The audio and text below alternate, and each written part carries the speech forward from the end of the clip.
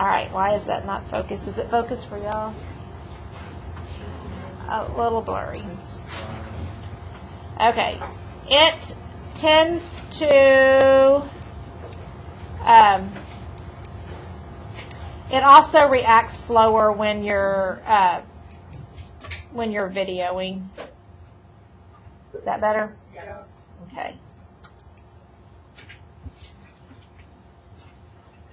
All right, there we go. Okay, so first part of the homework. You were asked to decide whether it was a function. And number one was the square root of x minus 4. Without a calculator, I would expect that you can make a quick sketch of that graph. It is the parent square root that has been shifted right 4.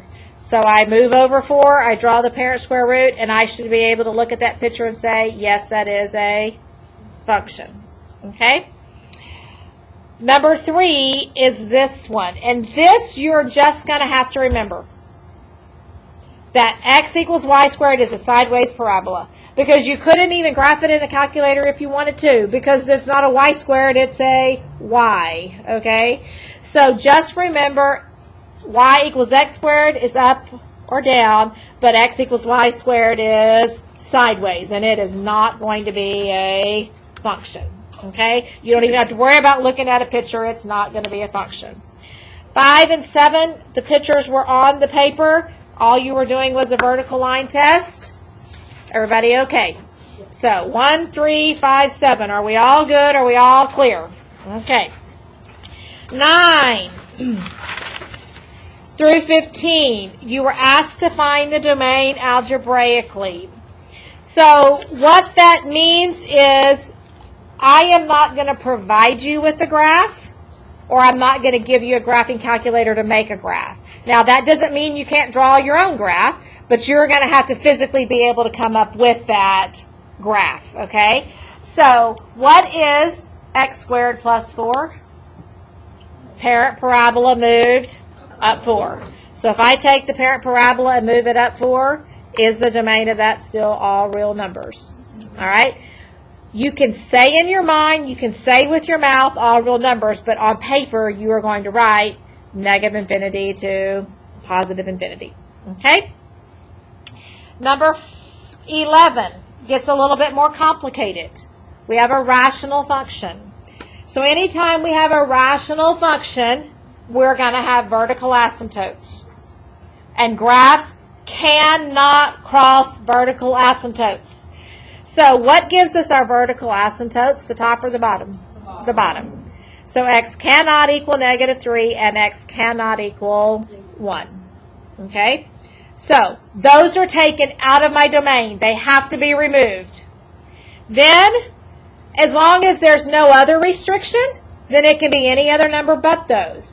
So where are the other restrictions going to come from? And that's where we're going to look at our numerator. The numerator is a line. Does a line have any restrictions on it?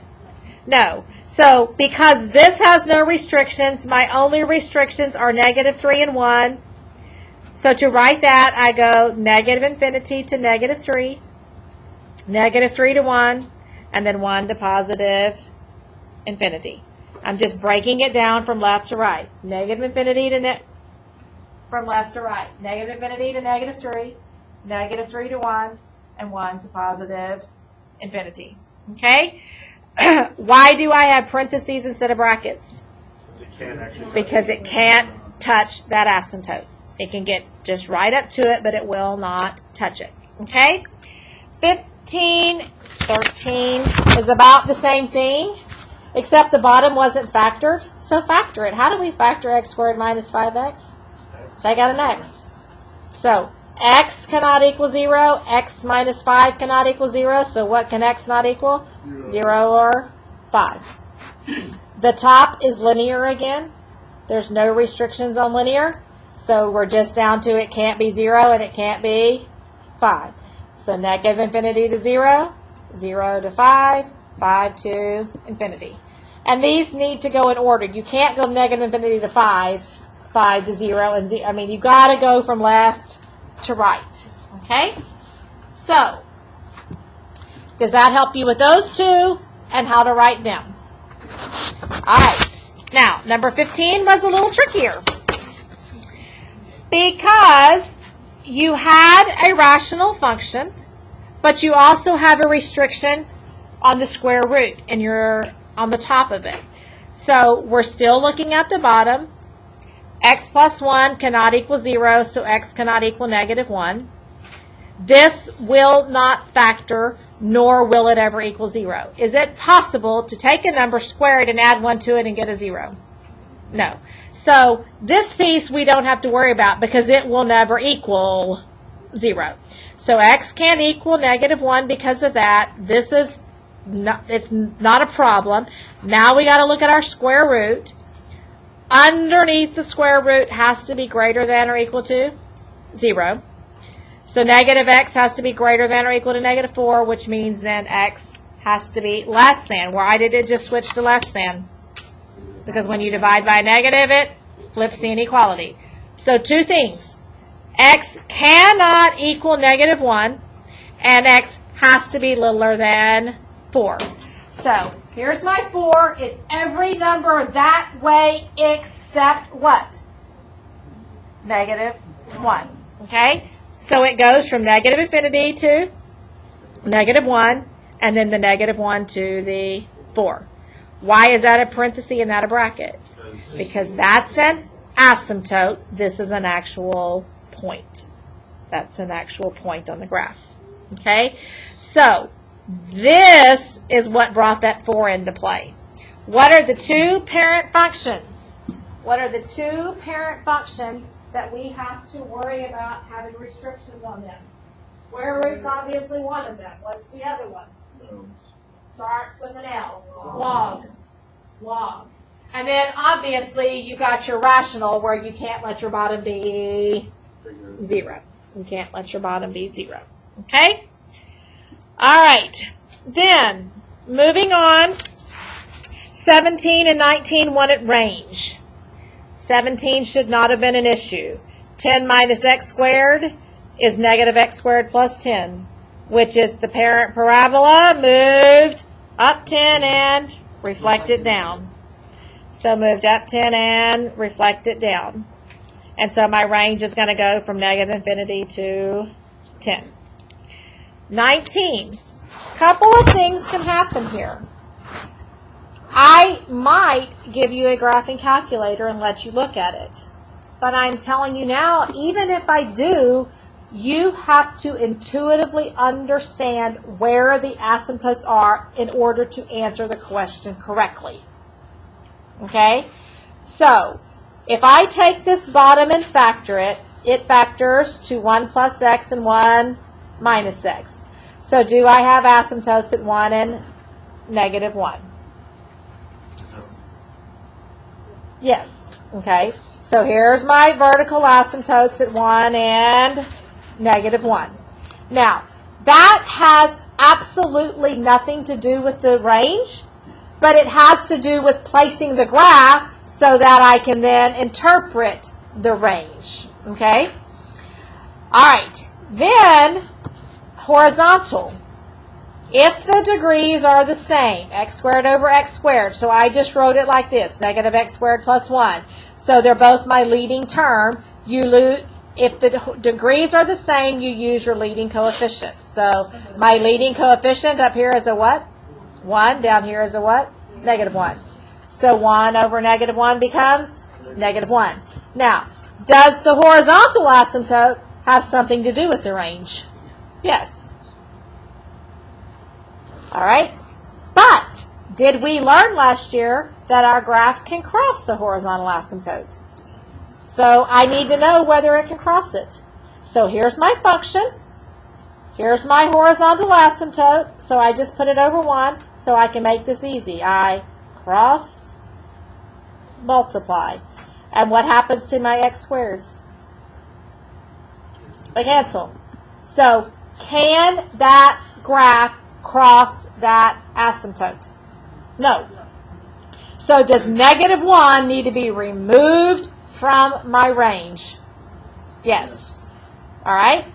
So now that I know negative 1 needs to be removed from my range and that I have these two asymptotes, How many pieces do I have to my graph? 3. So if I had a calculator in my hand, would I now know that when I saw this graph in my calculator that both of these pieces were below -1 and that other piece was above the -1? Okay?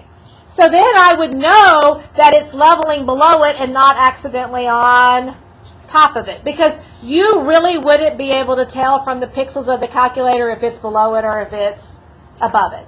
So even with the calculator, you're going to have to algebraically know what's going on here. Okay? Then this piece. I see that that is at 0. Is that the only place it crosses it? Well, how do we find the zeros of a rational function? The bottom gives us our vertical asymptotes. The top gives us our zeros, because 0 divided by anything is 0. So when does x squared equal 0? When x equals 0. So I know I have a 0 at 0, 0, and is that the only 0 I have? So now that whole graph is doing that. And I could have easily plugged in a 0 without a graphing calculator and got that piece. How do I know that that piece would have to go up if I'm not looking at a calculator instead of go down? Because it can't cross the asymptote, right? So that piece has to go up. Which means there's a gap in this graph. Is all of this below -1 and is all of that above 0? So that's why your range is from -infinity to -1 and then from 0 to infinity. Okay? If I don't have a calculator, do I plug one number in to the left? Like if this is at -1, I plug in -2. And if one dot's below, does the whole thing have to be below? Because you told me it can't what? It can't cross the asymptote. Okay? Well, here's another thing. I really didn't even have to plug that number in. Once I knew that was my only 0, is it possible for me to do this? No, because what would happen? I'd cross the x-axis, which would create another 0. So by simply finding these asymptotes, knowing it can't cross the asymptote, and knowing that's my only 0, I truly don't have to plug anything in. I can draw those 3 pieces with just that information, if you think about what those pieces mean to you. All right. Does that help pull that one together for you a little bit? Okay? This is not a quick, easy sketch. This one's going to require some thought. Okay? All right. Then the next section wanted increasing and continuous or not continuous. Continuous or not continuous. So, 21, you should intuitively know that 1 over x looks like this. 3 over x is only going to stretch it. Does stretching really move it much? No. So is it still going to sit in those 2 corners? All right. We know the parent has an asymptote there and an asymptote there. Period. The parent has those 2 asymptotes. We know that about that, or we're supposed to know that about that function. Okay? So is that graph continuous? No. Is it removable? All right, so removable means it's connected with a what? Hole. Is that discontinuous? Definitely. Is it removable? No, because it's not a hole. And so what did we say in our notes yesterday? That was called infinite discontinuity. All right? Y'all would not know how to graph this. I would have to give you a graphing calculator to see this graph. But think about what's actually going on here. It's a number over itself. 1 over 1, 2 over 2, 3 over 3, 4 over 4, 5 over 5, right? And what is that always going to equal? 1. And then when I go in the negative direction, -1 over -1 would become 1 over -1. -2 over -2 would become 2 over -2, which is always going to equal what? -1. Why do I have holes on 0? Why do I have holes on 0?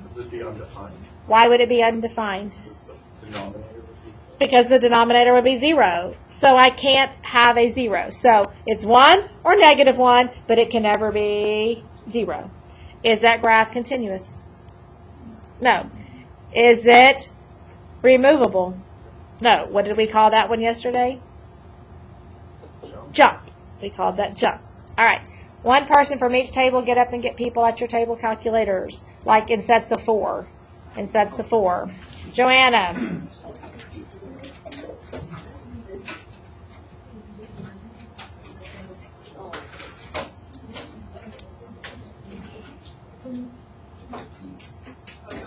Hurry, hurry, hurry. We don't have to talk. It's not a big chore.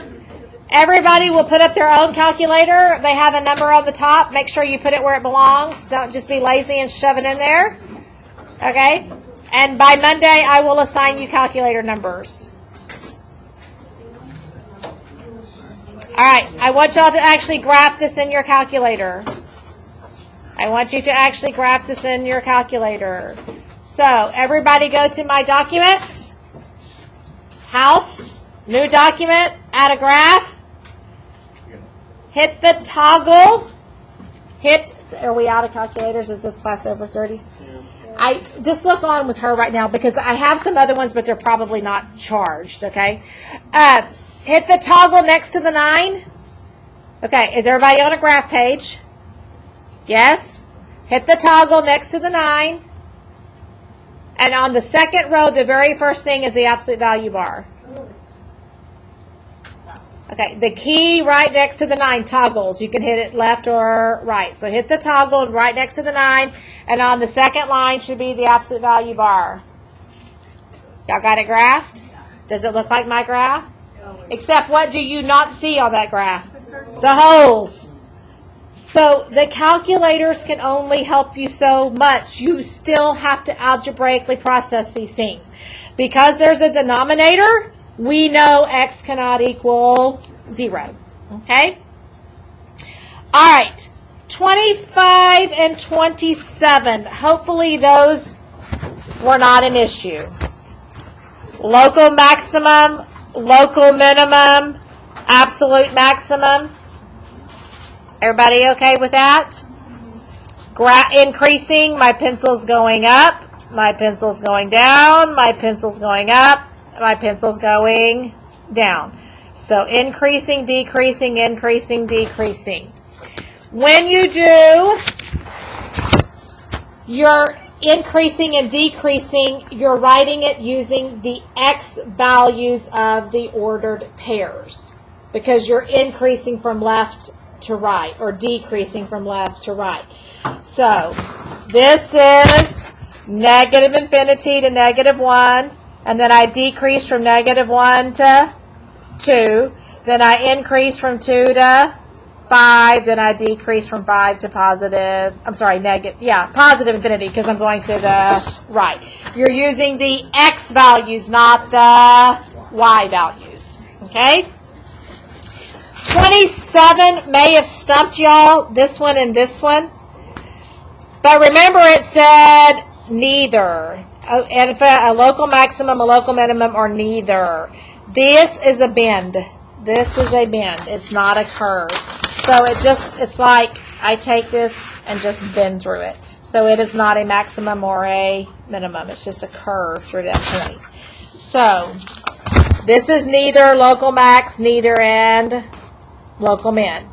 Am I increasing all the way to up here? And am I decreasing all the way to down there? And then I'm increasing again. Okay? So remember, on increasing and decreasing, the values in here are the x's. If they're actually points, you put brackets. If they're asymptotes, you put parentheses. Okay? We okay with that part? Okay. 29 through 33. Graph and identify where it is increasing and decreasing. So, 29 is something that I expect that you should be able to graph or draw a quick sketch of the graph without the use of a graphing calculator. It's the parent absolute value moved what? Left 2 and down 1. So I'm going to take 0, 0. I'm going to go left 2. I'm going to go down 1. I'm going to draw a V. Do I need an accurate graph? No, because I have a V. I got decreasing And I have increasing. All that I need to be accurate on a V is what? The vertex. I just need that vertex to be accurate. Okay? So decreasing from negative infinity to negative 2 and increasing from negative 2 to positive infinity. It is a bracket because it's an actual point on the graph. Okay? 31, I would not expect you to know how to graph. I would give you a graphing calculator. So let's type it in a graphing calculator.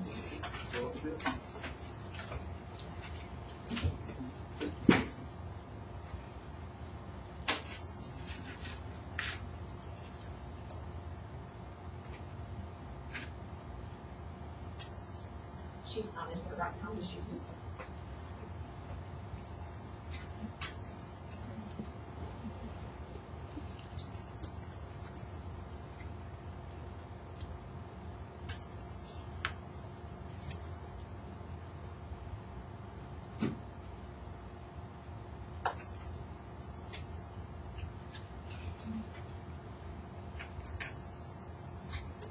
And on something like this, it would have to be blatantly obvious where those points are. Okay? And so we would be what? Decreasing, constant, and increasing. So decreasing from negative infinity to negative 2, constant from negative 2 to negative 1, and then increasing from 1 to infinity. Okay? 33. If you rewrite it like I did on the second line, does it look a whole lot more like the parent parabola that you looked at all year long last year? Is it in transformation form? So what did I do to the vertex? Right 1, reflect and up 3. Right 1, reflect and up 3. So right 1, reflect and up 3. Now that I have that, again, increasing, decreasing. Is this really the only critical point on a parabola in terms of increasing and decreasing? Okay, so these don't have to be completely accurate sketches because all you're trying to do is get the idea of increasing and decreasing. All right, we okay there now? Bounded, 35. How do you graph y equals 32? Horizontal line at 32. Doesn't get higher, doesn't get lower. There's nothing higher, there's nothing lower. So it would be bounded. It would be bounded. Exponential, 2 to the x. You should be able to visualize that. Those birds are quite busy today. You should be able to visualize that. Keeps going up, but is there a bottom? So it's bounded below. It is bounded below. 39, I would have to give you a calculator. You have no clue how to graph that. Okay? 39, I would have to give you a calculator. So there's the picture of it. Now that you see a picture of it, has a top, has a bottom, so it is bounded. It is bounded. Okay? Then we're to the part where we need to find the maximum and minimums. And the only way to do this is with a calculator, period. I cannot ask you to do it any other way. So grab your calculator, type that function in, and make sure you know how to use the menu, analyze, put it on the left, put it on the right to find that minimum.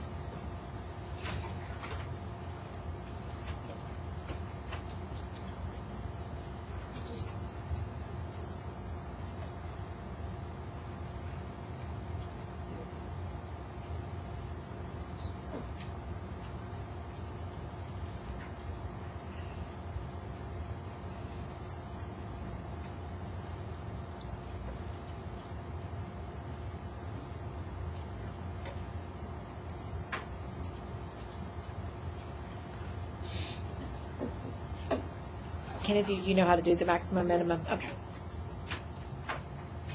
And after you practice 41, if you can get that right, then try 43, but wait for me to go to 45. Make sure on 43 you can do both the maximum and the minimum. Remember, when it dumps the numbers on top of each other, you can close the hand and drag it off to move it to where it makes it easier to read it.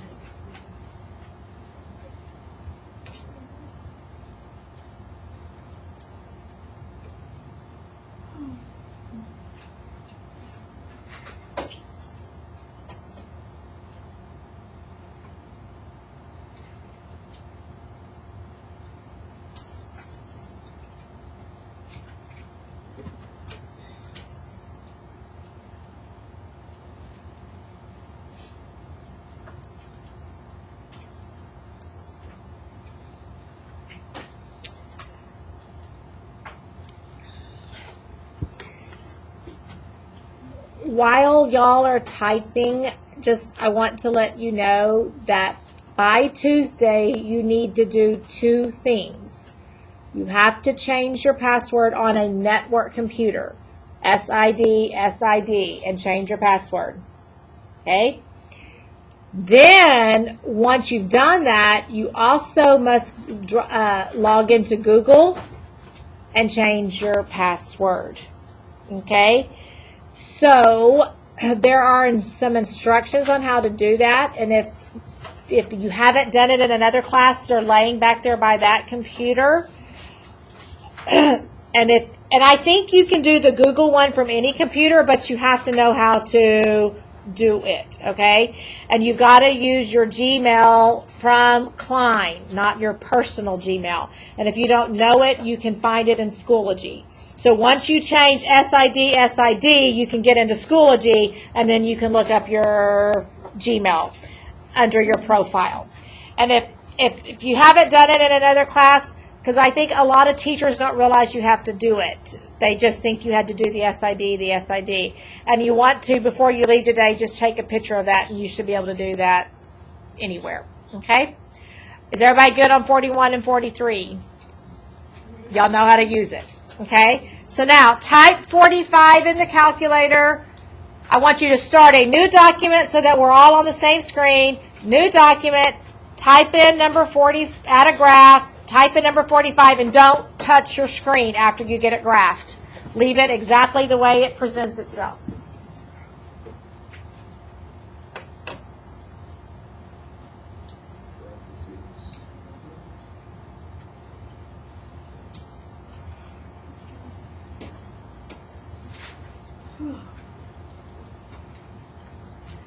So, did everybody get a picture that looks something like that? So there's 2 things I want to talk to you about on this screen. Okay? First thing is, does it appear that the graph just stops at that 4, -4? Okay. And sometimes it really does. And sometimes, like a lot of the log graphs, they'll look like they stop, but they don't really stop. Okay? It's the pixels of the calculator. So here's where my algebra is going to come in. Notice that one piece of what I'm graphing is a square root. And a square root has a restriction. So if x plus 4 has to be greater than or equal to 0, then x has to be greater than or equal to -4. So does that one actually just stop at -4? Period. It's done. Okay? The other thing is you can't see that top hump, can you? But you don't have to resize it. Do menu, analyze, maximum. You have a ballpark of where it is. Go to the left, go to the right, and when you hit enter, it'll resize it for you so that you can see it. That way you don't have to waste your time with redoing windows. Okay? We good there? Everybody okay? And how to do that in the calculator. Because that is the only way you'll ever be able to do that. You have no other knowledge to find those local maximums or minimums. Okay? Is that not the right number? Y'all are all looking at it funny. Is -3.2, 9.16 not the right number? It is. Okay. All right. Okay. Moving on. 47 through 53 was odd, even, or neither. I will not give you a calculator. You will replace x with what? Negative x. If you get the same thing, it's even. If you get the opposite of it, it is odd, and anything else is neither. So 4 negative x's becomes x to the 4th, so it is even. X squared, get the same thing, so it is even. That sign change does it, this one does, that one doesn't, so that is neither. Before I get off of this page, I want to visit with you right here. I need you to know, moving forward, that x 4th, x 6th, x 8th, x 10th all look the same way. They all look like a parabola that starts at 0, 0. Okay? Now, if I add other stuff to it, like plus x squared minus x cubed, blah, blah, blah, then that nullifies what I just said. But as long as it's just plain x squared, the number in front doesn't mean anything. That just makes it skinnier faster. If it's just a plain x squared or a plain x 4th or a plain x 6th, it's going to look like a little parabola. So you know visually what that looks like. Okay, any even thing. All right. 53, when I replace x, everything becomes opposite, so that one is odd. 55, we're looking for asymptotes. So the bottom determines the vertical, the degrees determine the horizontal. So x would equal 1 for the vertical. Because the degrees are the same, use the coefficients. 1 over 1 is 1. 1 over 1 is 1. On 57, the bottom would be 3. So x equals 3. Again, the degrees are the same. Be careful. It's not here. You're using the coefficients. It has to be like it's in standard form. So that's why I rewrote it like this. So your coefficients are 1 and negative 1, which makes that negative 1. Is it okay to put in the blank asymptote 3? No. An asymptote is a line. It's either got to be x equals 3 or y equals or something. You got to have a letter with it. All right, 59. The bottom factor is 2x plus 1, x minus 1. And so x equals negative 1, x equals 1. The degrees are still the same. 1 over 1 is 1. And then 61. The bottom, when does x cubed minus 8 equal 0? When x cubed equals 8, so when x equals 2. All right? And then, because this degree is smaller than that degree, it is automatically y equals 0. Now, what happens if the degree on top is bigger? There is no horizontal asymptote. There is no horizontal asymptote. All right. Hopefully that helped some of what we've been talking about sink in a little better. Tomorrow we're going to do a whole bunch of parent functions. Okay? All right, but I want to revisit this whole limit thing with you again. So, if I give you this graph,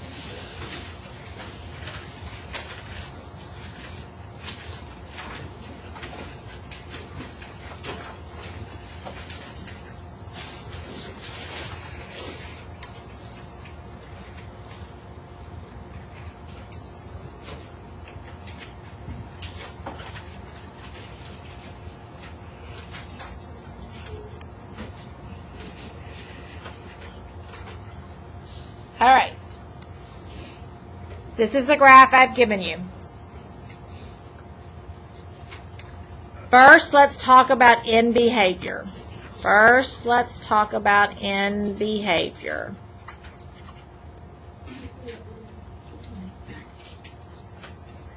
I wrote too big because now when I scoot it up, we can't see the graph. So, all the way out to the left, as this graph keeps going and going and going and going way out here, what is y going to be? As I keep going way out here, what is y going to be? 1. Right, y, not x. What is y going to be? 1, right? So, the limit as x approaches negative infinity, which means to the left, correct? The function equals 1. The function equals 1. All right. What does it do all the way to the right? As I keep going further and further right, what is y going to be? 1. So the limit of x to positive infinity, which means what? To the right, f of x equals 1. Okay. Now I have two asymptotes. So I need to know the limit of x as it comes into negative 2 from the left, and I need to know the limit as x comes into negative 2 from the right. And then I'll do the same thing. The limit as x comes into 2 from the left, and the limit as x comes into 2 from the right. Where am I getting the negative 2 and the 2 from? They're my who? Vertical asymptotes. They're my vertical asymptotes. So, as I come into this negative 2 from the left, I'm going to just keep drawing, and I'm going to come in, I'm coming in, I'm coming in, I'm coming in, I'm coming in, I'm coming in, and then my pencil starts doing what? Going down. So, what is f of x going to equal? Negative infinity. All right? When I come into this negative 2 from the right, now my pencil starts going what? Up. So what is this one going to equal? F of x equals infinity. All right? What happens as I come into positive 2 from the left? If I come into positive 2 from the left, it goes down. So f of x equals what? Negative infinity. And as I come into positive 2 from the right, I go up. So f of x equals infinity. So these are your x's. These are your y's. F of x. What y value is that graph taking on is what it's equal to. What y value is that graph taking on?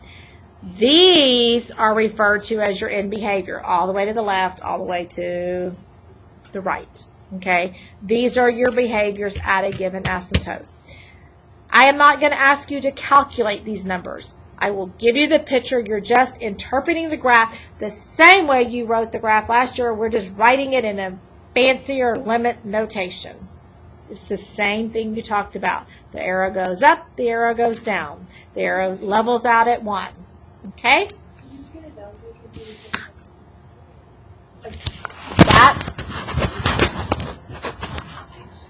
So remember, this just means from the left, and that just means from the right. Okay? Now, there's one more thing I want to talk about, and I don't know that we're going to have time to finish it, but I'm going to try to start it.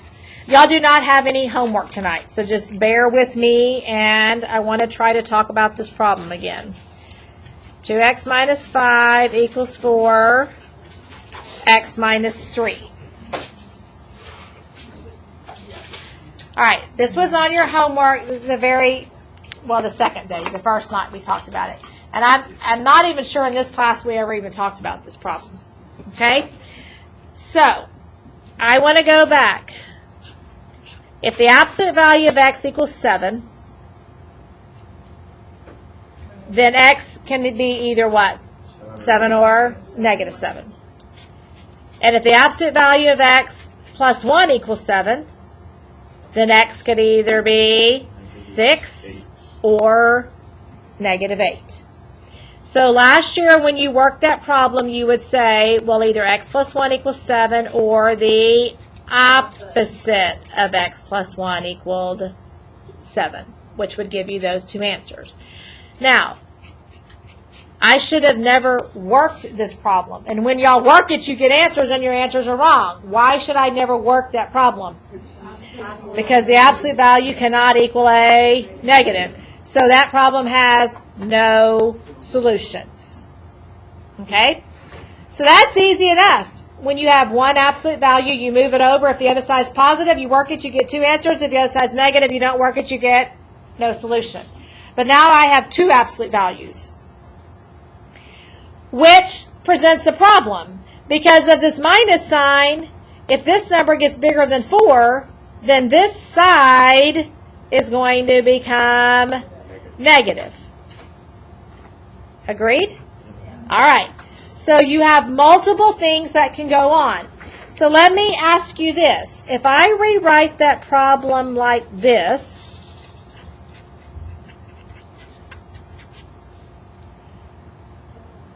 are these together? Is this positive? And with a plus in between them and both of these yielding a positive number, is this side going to always be positive once I pull them out? Okay? So even though the insides are negative, when they come out as a positive and I add them together, it's going to stay a positive. Now, would I have a different problem if there was a minus sign between them? Would I have a different problem if there was a minus sign between them? Because if this yielded positive 5 and this yielded positive 7, 5 minus 7 would equal what? Negative 2. Okay? But in looking at this, right now I'm good. I'm going to get a positive number. So either this, as it is, has to equal 4, or the opposite of that has to equal 4. So 2x plus x up here, if I come down here, I would have 3x minus 8 equals 12. No, equals 4. 3x equals 12, which is going to make x equal 4. And here, negative 2x plus 5 minus x plus 3. And then negative 3x plus 8. Negative 3x equals negative 4, so x would be 4/3. All right. I'm not finished with this. Remind me we need to finish this up at the beginning of the period tomorrow. Okay? Bye-bye.